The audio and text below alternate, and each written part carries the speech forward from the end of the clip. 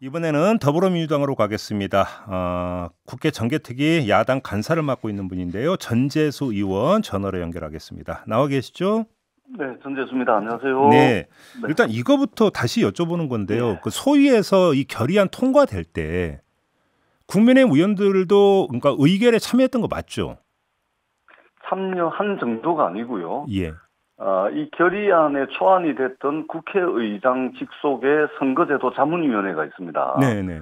이 자문위원회 위원장도 국민의힘 출신 국회 부의장 출신인 이주영 의원이고요. 예. 그래서 자문위원회 자문안을 기초로 해서 이제 결의안을 정개특위 산하의 정치관계법 소위원회에서 통과를 시켰는데, 이때 이제 국민의힘의 주장이 뭐냐면은 3월 16일 날 국민의힘 의원총회가 있었습니다. 의원총회에서 선거제도에 관한 이제 당론을 마련을 해서 정개특위로 넘겨야 되는데 당론을 정할 수가 없으니 국회의장 직속의 자문위원회 안을 중심으로 전원위원회에 일단 회부를 해놓고 전원위원회에서 논의하자.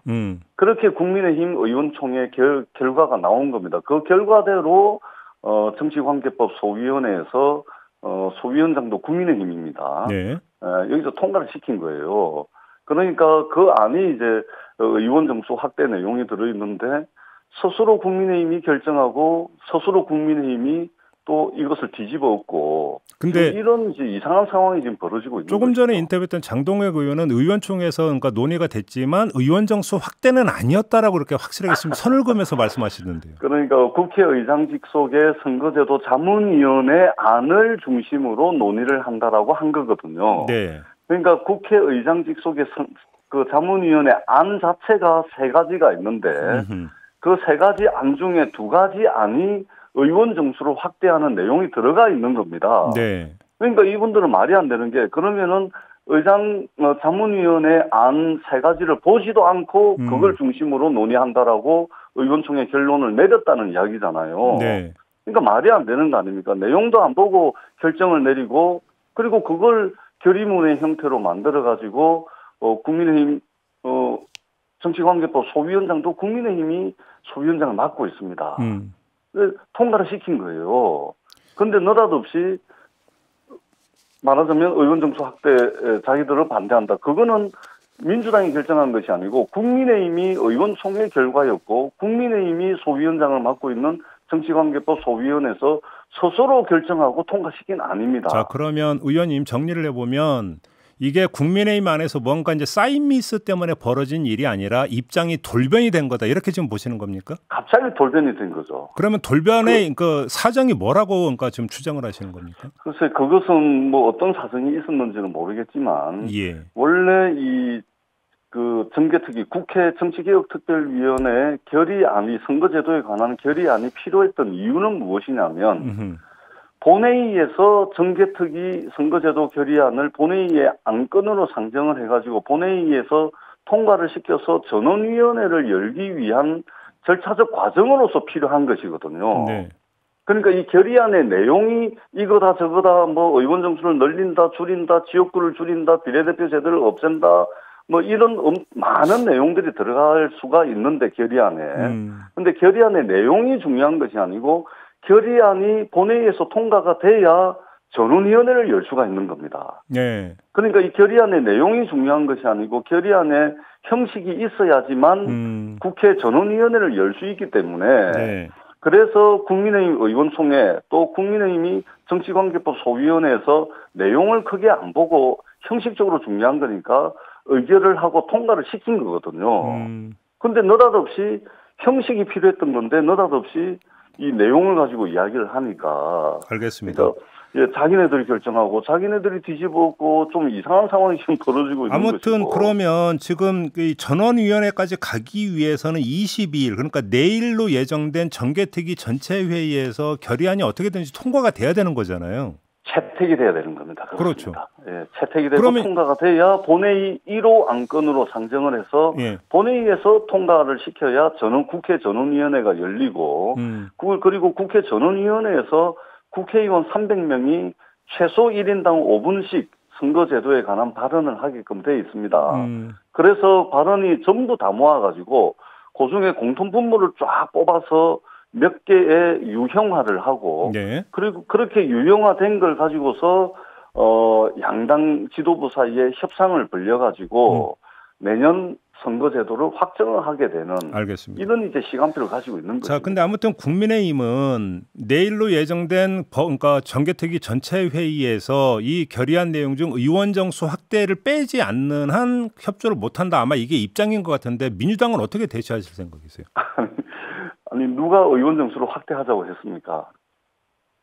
국민의힘 스스로 결정한 거예요. 예. 예, 그렇기 때문에 그것은 스스로 결정한 걸 스스로 지금 아니라고 하는 이상한 상황이 벌어지고 있는데 뭐 좋습니다. 좋습니다.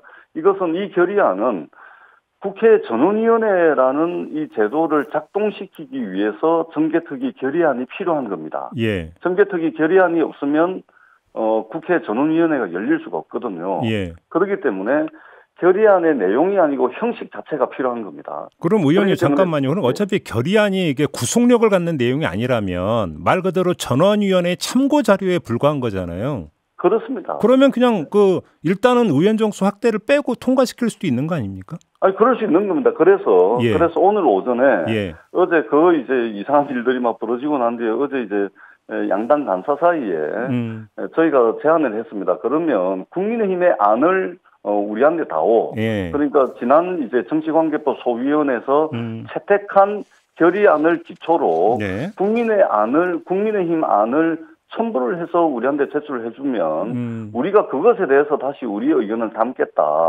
그렇게 주거니 받거니 해서 내일 정개특위 전체 회의에서는 토론 없이 조율된 안을 채택을 하자. 그렇게 해서 지체 없이 23일 날 본회의를 이제 통과를 시키자. 네. 그래서 27일 날 국회 전원위원회를 바로 가동을 할 수 있도록 하자라고 이제 합의가 됐거든요. 아, 합의가 됐습니까? 예. 그래서 오늘 오전에 이제 국민의힘에서 그 안이 올 겁니다. 알겠습니다. 그러면 저희들이 좀 검토를 해서 그러면 일단 해가지고 절차 문제는 해소가 된 걸로 치고 그렇습니다. 지금 세 가지 안을 기초로 지금 민주당 쪽은 좀 그 무게 중심을 어디에 두고 있습니까? 세 가지 안 가운데? 그래서 저희가 당내에 선거제도에 관한 민주당의 당론을 만들기 위해서 당내에 정치혁신위원회를 뒀거든요. 그래서 정치혁신위원회에서 지난 한 2달 정도 이제 집중적으로 좀 논의를 했고요. 그럼에도 불구하고 이제 선거제도에 관해서는 사람들마다 이제 다 틀립니다. 그러겠죠. 그래서 하나로 당론을 모을 수는 없었고 크게 이제 유형화 범위를 이제 넓게 잡으면 2개, 또 유형화하는 범위를 좁게 잡으면 뭐 10개, 20개도 민주당 안을 만들 수가 있고요. 일단은 저희들도 전원위원회에서 의원들이 소신 발언을 하고 그것의 공통 분모를 이끌어낼 수 있는 그런 이제 작업에 저희들이 좀 진력을 다하겠다는 말씀으로. 그런데 어제 그 국민의힘의 주호영 원내대표는 중대 선거구제를 강조하는 발언을 했고요. 조금 전에 이제 인터뷰했던 장동혁 의원은 도농복합형 선거제, 이것도 사실은 이제 도시는 이제 그 중대 선거구제가 되는 거니까 이거에 강조를 두던데 이건 어떻게 평가하십니까? 뭐 괜찮습니다. 지금 이제 그 개인 의견들 또는 뭐 당에서 이런저런 이제 아이디어들이 많이 나오는데요.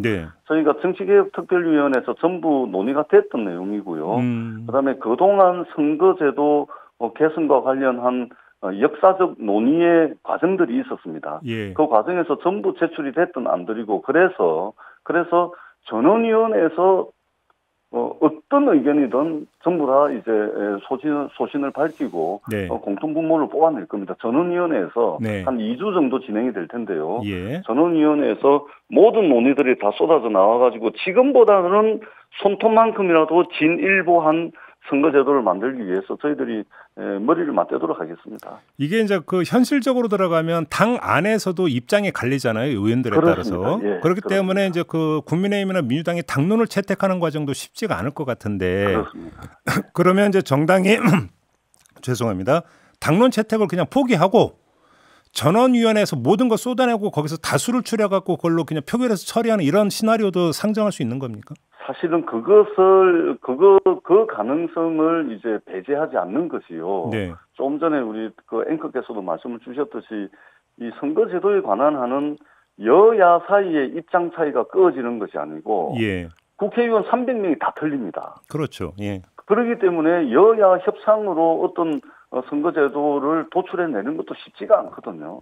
그래서 기왕에 전원위원회라고 하는 헌법기관 국회의원 개개인들이 소신대로 발언할 수 있고 그리고 그 과정을 통해서 국회의원 다수, 즉 3분의 2든 절반이든 네. 다수가 동의할 수 있는 공통분모만 추려내면 예. 그걸로 이제 가는 것이죠. 아, 그렇게 간다? 그렇기 때문에 전원위원회라고 하는 국회 제도의 장점을 최대한 살리면서 말하자면 국회의원 다수가 동의하는 그리고 여야 협상에 맡기지 않고 여야 협상에 맡겨놓으니까 맨날 엉뚱한 일을 하다가 닥쳐가지고 선거 한 달 남겨놓고 세상에 룰을 정하는 일들이 그동안 계속 있어져 왔습니다. 그래서 이번에는 그렇게 하지 말고 정말로 개개인들 전부 의견을 다 밝히고 공통분모를 끌어내자. 의원님 근데 이게 좀 제대로 안 돼서 그냥 현행 소선거구제 틀을 그냥 유지하는 상황을 한번 가정하고 질문드리겠는데요. 이러면 위성정당 문제를 풀 수 있는 해법이 뭡니까? 그렇게 되면 국민들한테 엄청난 비판을 받을 겁니다. 예. 저는 여야 정치권이 이것은 당리당략을 떠나서 그런 일은 있을 수가 없고 만약에 그런 것을 꿈꾼다거나 획책했다가는 그 국민들의 비판을 피할 수가 없을 겁니다. 그런 일이 없을 거라고 생각합니다. 그러니까 대안이 그러니까 있을 수 있는지를 여쭤본 겁니다. 위성정당 기본적으로 이제 사실은 이제 전문가들 이야기를 들어보면 아무리 법적으로 위성정당 방지 조항을 넣는다 하더라도 위성정당을 만들어가지고 할 수 있는 방법이 여러 수천 가지, 수만 가지가 있기 때문에 그 모든 케이스를 법으로 규정을 할 수는 없다. 그러므로 위성정당은 사실상 막을 수 있는 방법이 없다라고 이제 선거 전문가들이 이야기를 하거든요. 네, 그럼에도 불구하고 법적으로 규제할 수 있는 방법이 있는지 저희들이 찾을 것이고 만약에 그런 것을 하는 정당이 있다면 저는 쉽지는 않을 겁니다. 그런데 뭐 이게 법적으로 규제하고 말고를 떠나서가 아니라 민주당하고 국민의힘이 우리는 저번처럼 위성정당 안 만들게요라고 공식 선언하면 되는 거 아닙니까? 국민들의 비판을 받을 만한 자신감이 양당이 있을까요? 저는 그렇지 않을 거라고 봅니다. 알겠습니다. 시간이 한 30초 남았는데요. 세비 문제나 의원 특권 폐지 문제도 거론이 되고 있습니까? 활발하게 논의를 했습니다. 우리 국회 정치개혁특별위원회 차원에서 활발하게 논의를 했고요. 예를 들면은 세비도 총액을 정해놓고 또는 이제 국회의원 보좌진 숫자라든지 또 지금 최근에 이제 고위공직자의 부패방지법이 이제 시행이 됐거든요. 이것과 관련한 국회 규칙을 만든다든지 뭐 여러 가지 것들은 정치개혁특별위원회에서 활발한 논의를 통해서 이제 아는 이미 마련되고 있다. 준비를 해놨고 알겠습니다. 여야 지도부가 결단만 하면 알겠습니다. 언제든지 시행할 수 있도록 준비는 다 돼 있다라는 말씀을 드리겠습니다. 알겠습니다. 말씀 여기까지 들을게요. 고맙습니다, 의원님. 네, 고맙습니다. 네, 전재수 더불어민주당 의원이었습니다.